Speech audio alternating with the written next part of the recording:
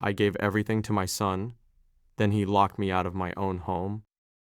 My name is David Carter, and 3 years ago, I found myself standing outside the front door of the house I had spent 37 years paying for. The same house where I raised my son, the same house where I worked overtime, skipped vacations, and sacrificed countless dreams just to keep a roof over our heads. And on that day, my own son looked me in the eyes and told me I wasn't welcome there anymore. What happened next changed both of our lives forever. But to understand how I ended up standing on that porch with nowhere to go, you need to understand the choices I made long before that moment. I became a father at 24. My wife, Susan, and I didn't have much money. We lived in a tiny apartment with peeling paint and a heater that barely worked during winter. But when our son Ethan was born, none of that mattered. The first time I held him, I promised myself that he would never struggle the way I had. I grew up poor, not the kind of poor where you couldn't afford luxury, the kind of poor where you worried about whether the electricity would stay on, the kind of poor where your parents skipped meals so you could eat. I knew exactly what that felt like, and I never wanted Ethan to experience it.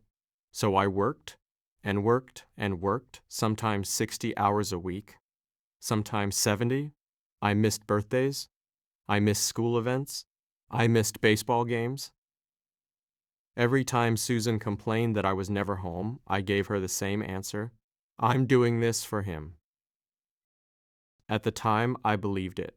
Maybe I was right. Maybe I was wrong. But that's what I told myself. Years passed. Eventually, we bought a small house. Nothing fancy. 3 bedrooms, a modest yard, an old garage, but it was ours. I remember standing in the driveway with Susan and Ethan.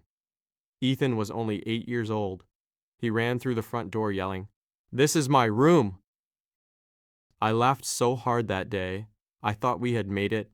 I thought the hardest years were behind us. I had no idea they were just beginning. When Ethan became a teenager, things started changing. Not overnight, slowly. At first, it was small things. Attitude, disrespect, ignoring rules. I assumed it was normal teenage behavior. Everyone told me teenagers go through phases. So I let a lot of things slide. Then Susan got sick. The diagnosis came out of nowhere. One day she seemed fine. A few months later, we were sitting in hospital waiting rooms. The treatments were expensive. The emotional toll was worse.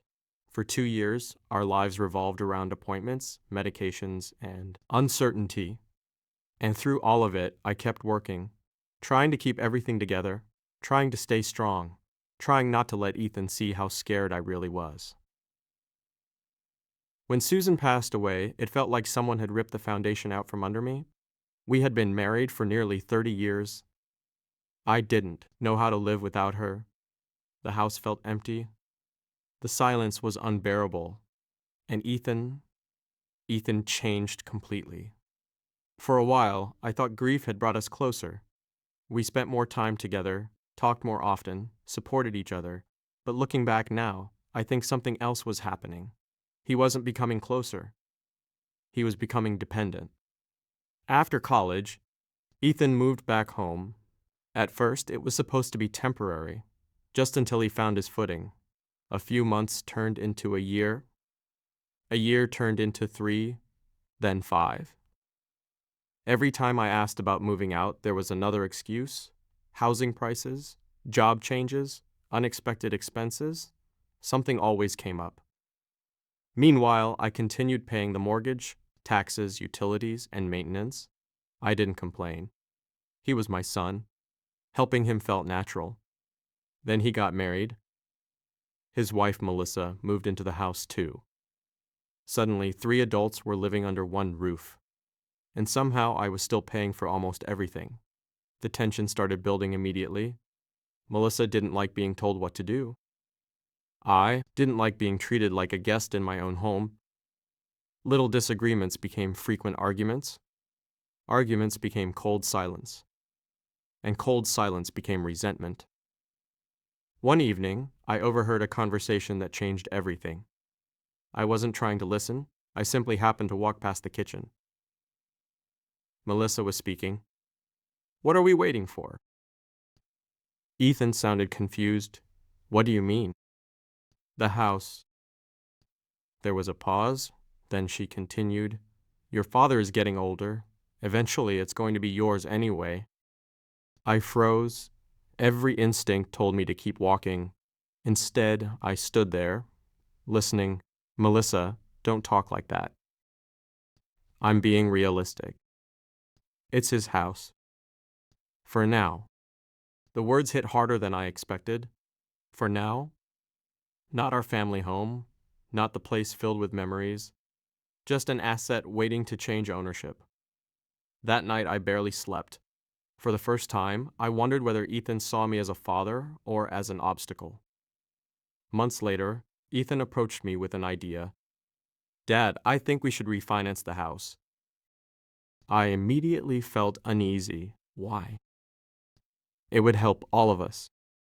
How? He explained that they wanted to start a business. They needed capital.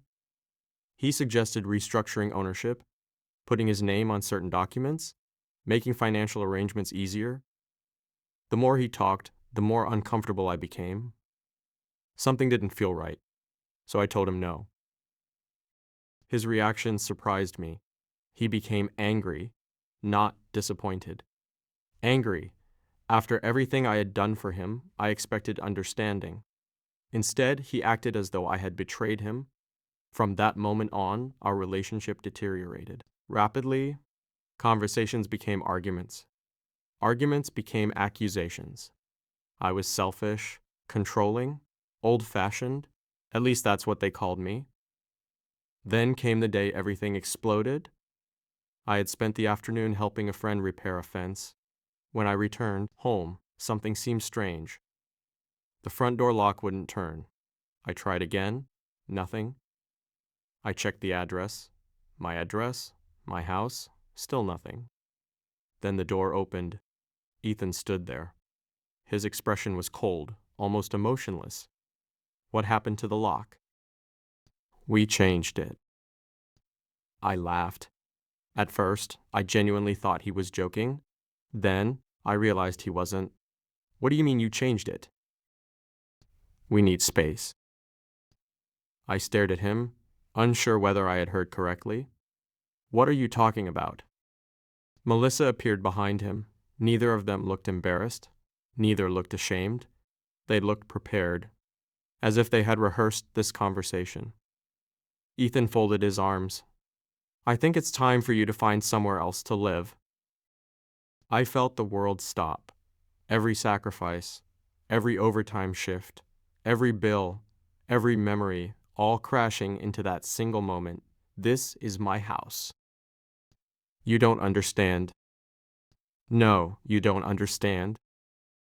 For the first time in my life, I raised my voice at my son. You live here because I allowed it. Neighbors started looking outside, but I didn't care. I was too shocked, too hurt, too angry. Melissa stepped forward. There's no need to create a scene. A scene? I had been locked out of my own home, and she was worried about a scene? That was the moment I stopped arguing. Instead, I did something neither of them expected. I smiled. Not because I was happy, because I finally understood exactly who they were. I looked directly at Ethan.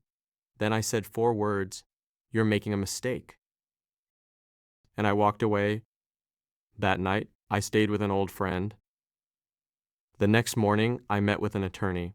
I brought every document, mortgage records, property records, tax statements, insurance records, everything. The attorney reviewed the paperwork carefully. Then he looked at me and smiled. Mr. Carter, this is very straightforward. Meaning? The house is entirely yours. I felt relief wash over me. For the first time in days, I could breathe. The attorney explained my options, and together we developed a plan. I didn't want revenge. At least that's what I told myself. What I wanted was accountability. Over the following weeks, Formal notices were delivered, deadlines were established, legal procedures began. Ethan called repeatedly. At first he was angry, then defensive, then desperate. I ignored most of the calls. Eventually, he showed up in person, the same son who had locked me out, the same son who told me to leave. Now he wanted to talk. We sat across from each other. Neither of us spoke for a long moment. Finally, he broke the silence. "You'd really do this?" I looked at him carefully. "You already did." His eyes dropped. For the first time, I saw something I hadn't seen in years. Regret. Real regret. Not because things were difficult, because he finally understood the consequences. Weeks later, Ethan and Melissa moved out. The house became quiet. Again, painfully quiet, but peaceful. For the first time in years, I could sit in my living room without tension hanging in the air. I thought that would be the end of the story. I was wrong. 6 months later, Ethan called. His voice sounded different, older somehow, more humble. He asked if we could meet. Part of me wanted to say no. Part of me wanted to hang up. But another part remembered the little boy who ran through this house claiming every room as his own. So I agreed. We met at a small cafe.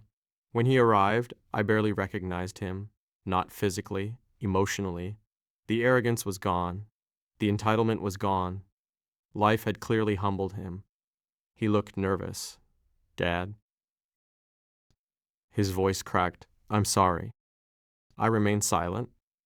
Not because I wanted to punish him, because I wanted to hear everything. He continued, "I let people convince me that I deserved things I hadn't earned." I listened. "I started treating your sacrifices like obligations." Still I listened, and eventually I stopped seeing you as my father. The honesty hurt, but it also mattered, because it was true. For nearly an hour, he talked. No excuses, no blaming Melissa, no blaming circumstances, just responsibility. When he finished, tears filled his eyes. I don't expect forgiveness. I sat quietly. Then I asked him a question. "What do you think hurt the most?" He looked confused. The lock. I shook my head. "No." "The arguments?" "No." He stared at me, waiting. "The fact that somewhere along the way, you forgot I loved you." His eyes filled with tears, and for the first time in years, I saw my son again. Not the angry adult, not the entitled man, the son I raised. Forgiveness didn't happen instantly. Trust wasn't rebuilt overnight. Relationships don't work that way. Real healing takes time. Months passed, then more months. Slowly, we rebuilt what had been broken. Conversation by conversation, visit by visit, choice by choice. Today, Ethan has his own place. He supports himself. He takes responsibility for his life and our relationship is stronger than it has been in years, not because we ignored the past, because we faced it honestly. Sometimes people ask me whether I regret everything I sacrificed for my son. The answer surprises them. No, I don't regret loving my child. I don't regret helping him. What I regret is confusing love with unlimited permission. Because real love doesn't mean giving someone everything they want. Real love means teaching them responsibility before life teaches it the hard way. And if there's one lesson I learned through all of this, it's this. Never allow gratitude to be replaced by entitlement. Because the moment someone starts believing they deserve what you've earned, they stop appreciating the sacrifices that made it possible. My son learned that lesson, and so did I. The house is still mine, the memories are still mine, but more importantly, the relationship we nearly destroyed survived, and sometimes that's worth more than any property ever could be. The day my son locked me out of my own home felt like the worst day of my life. Looking back now, it was actually the day both of us finally started growing up.